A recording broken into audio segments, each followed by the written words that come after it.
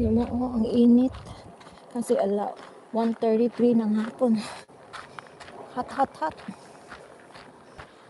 Hot, hot, hot. Nauuhaw na rin ako.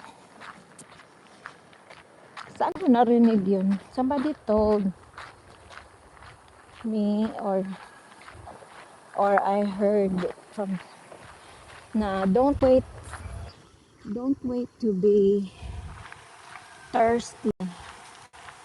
Kasi pag thirsty na kayo talaga, super dehydrated na kayo. Di ba sabi, lagi ka umiinom ng tubig pero hinihintay mo maging thirsty ka.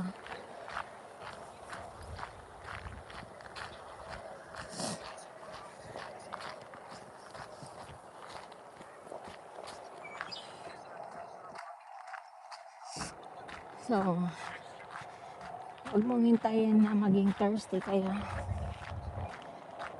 So, 20 minutes naman. 4 more minutes pala. 4 more minutes. Kompletuhin ko